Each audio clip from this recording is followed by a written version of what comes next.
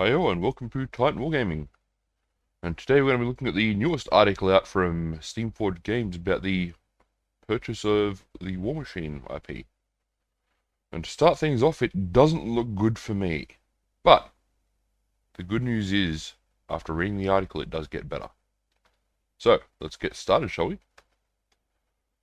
When I log into, or load up the Warmachine section of the website, or in fact any section of the Steamforged Games website, this is what I am met with.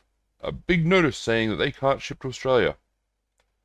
Now, that would cause a lot of doom and gloom normally. Ordinarily, people would be very upset about this, and for the short term, I think it's understandable to be upset. But going through and reading the article, it's not that bad.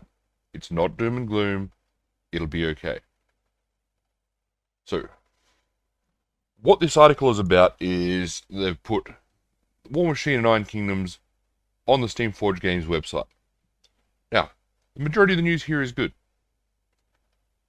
Like I said, there's no reason for doom and gloom at the moment. It is good news. There are significant pieces of this article that should make people happy. First of all, availability and release schedule. This is just talking about how they're working on it. For now, everything's going to be on pre-order. And the important information, shipping to Australia, well, important information for me. Shipping to Australia isn't possible right now, but we're working on getting domestic manufacturing in place, and we'll put out an update when Australian orders open. Currently in Australia, if you want to buy Warmachine stuff, there are only a handful of stores that stock it. Those handful of stores have to order through one distributor. That one distributor does not sell a lot of Warmachine stuff. All that's really available on the website is the army boxes, the expansion boxes, Jacks and Beasts, a couple of Warcasters and Mercenaries, and that's about it. You cannot buy any of the units separately. You have to buy the army boxes to get them. If you wanted to buy anything other than that, you had to order previously off the Privateer Press website, which I mentioned in the last video. The postage prices were horrible. So, while this is bad for Australia in the short term because we can't buy more stuff, in the long term, this is going to end up being a lot better. And this is what I was hopeful for in the last video, that things will change. Because as they are, it's not great for Warmachine. We also see here, and I'm not going to try and pronounce that name, there is a Kador captain coming. Next month, we're getting a new Kador captain. Fire Tongue Warriors, so a new unit, I'm guessing. Abyssal King in August. I would guess that he is either a warlock or a character. I'm not sure, I haven't seen this. Ossus the Betrayed sounds very much like a warcaster. The start of the release for the new Crix faction. And if we look all the way to October, November, Signar versus Kador. This is going to make one of my friends very, very happy. Because he is going to love getting anything new for Kador. He's got so much stuff for Kador for previous editions that he can't actually field it all and make a legal list. He has more units than you can actually field.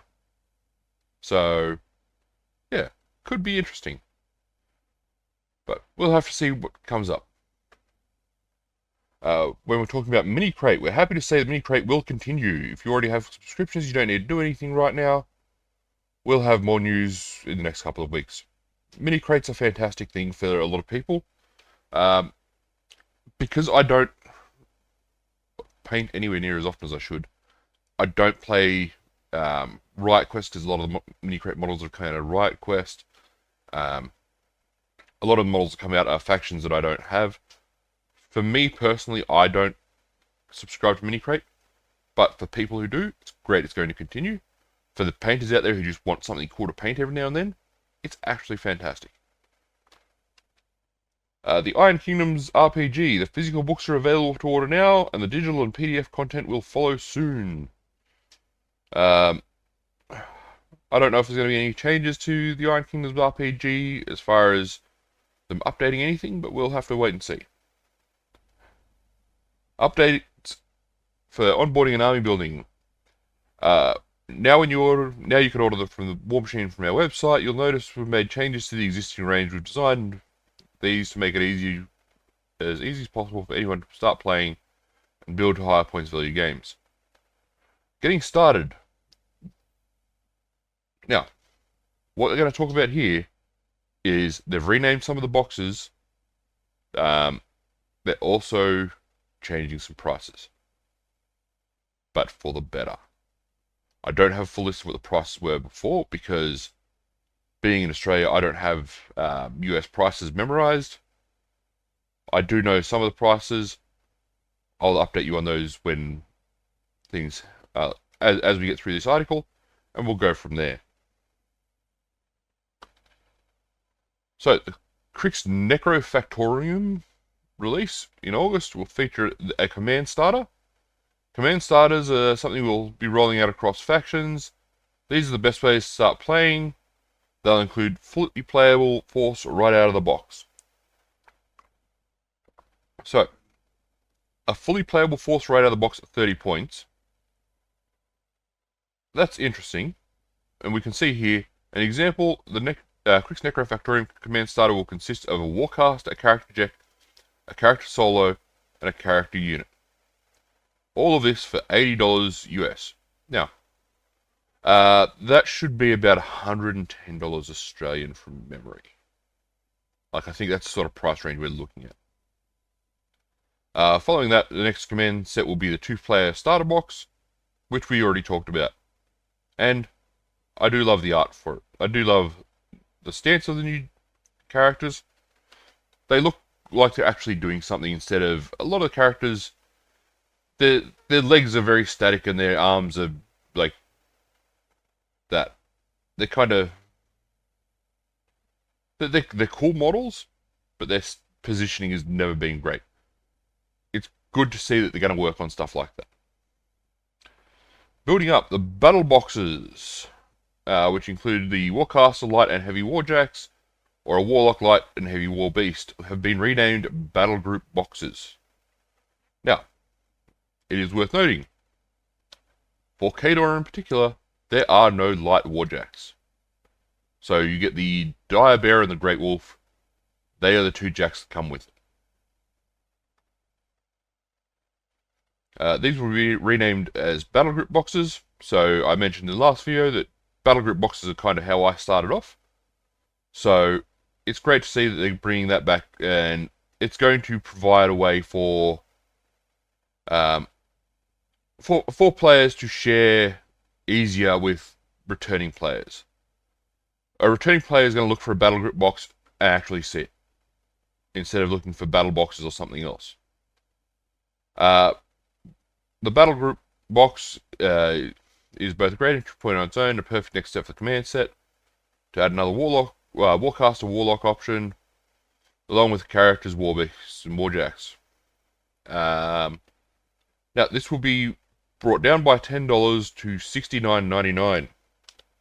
When I got and we refer to it as the Gen Con box, I got the Storm Legion one, a friend got the Khador one, and another friend got the Orgoth one when they released. So, at the time, it cost us about $120, I think. By the time we paid for postage, I should say. Postage was about $60, so that comes out to about $100 Australian. That's why I say we're looking at about $110 for the command box. I could be well wrong. It could end up being a lot more. It could end up being a lot less. It will depend on how things go when they move stuff to Australia. Hopefully, it will be on the lower end of that. Expanding your force. In addition to, we've overhauled the core army starter and army expansion to create new versions that make it easier to expand your army. The core starter army will be replaced with the core expansion. These will feature a Warcaster, a Warlock, along with a selection of solos, units, attachments. In place of a heavy or light Warjack or Beast, they can feature a character warjack or character beast with an alternate chassis. Now, it's worth noting the chassis is the same no matter which of the models you get. So, for instance, the Signal one, and I cannot remember the name of it at this moment, the chassis for it is the same as the heavy warjack. The difference is the arms and the head. So if you don't want to use a character warjack, you just take, if you've already got your battle group box, you take some of the arms you've already magnetized for your heavy jack, and you put them on the character jack's chassis. It is the same thing, it's just a different appearance. And by different appearance, not even that there's different detailing on it, it's a different position. There should not be that much of a difference, and they actually talk about that in this article, as that's what you can do.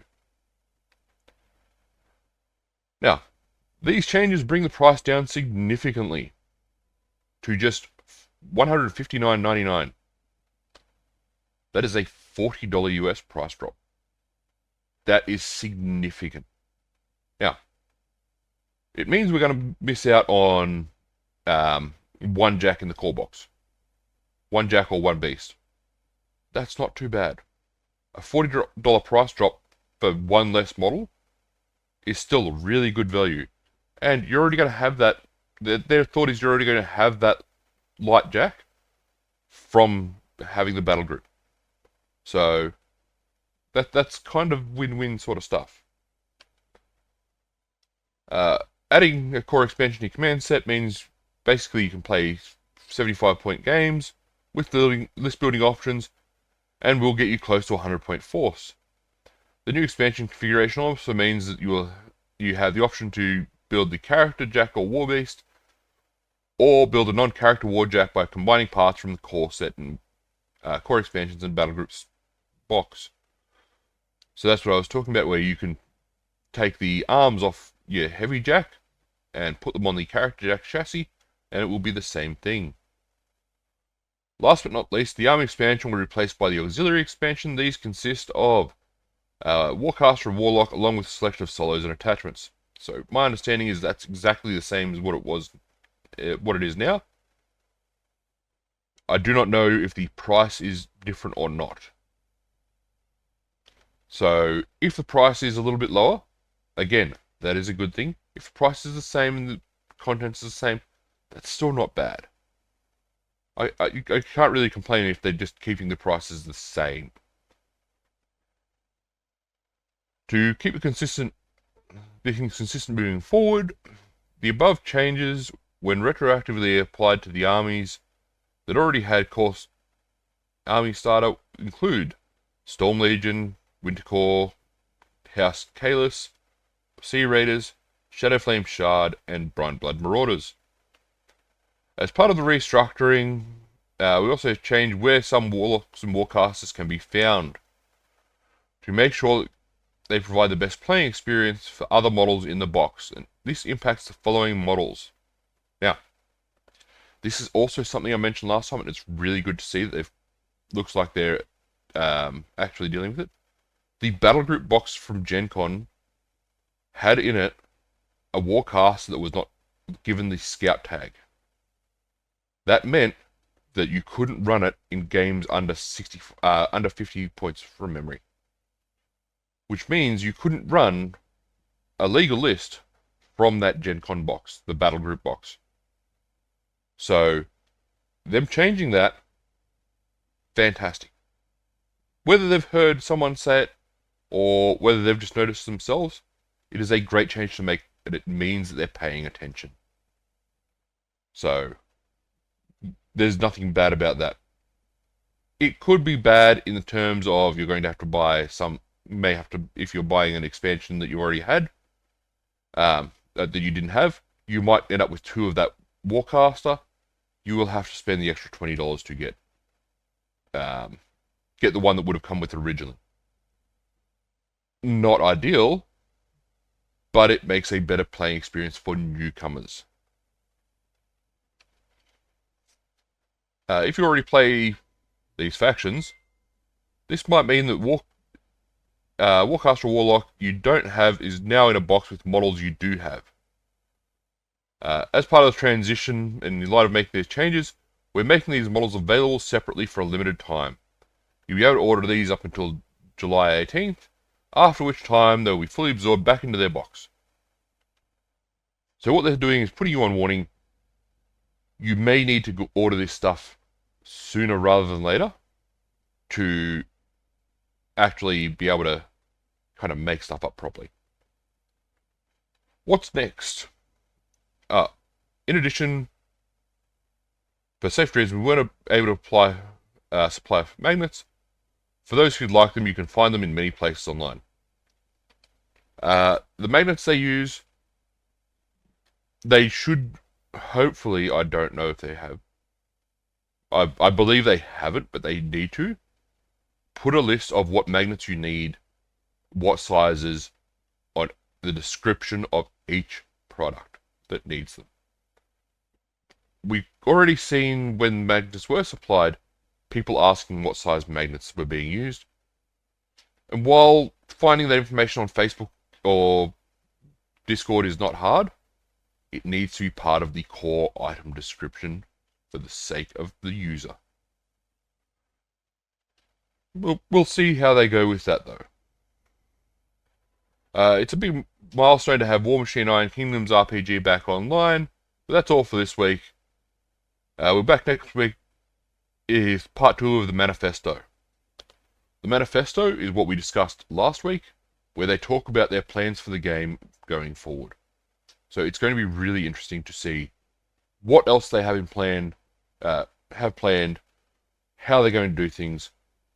We'll just have to wait and see. Overall, it's short-term pain for long-term gain.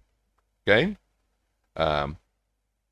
is going to be, I think, good changes for the community and good changes for the direction of Warmachine in general.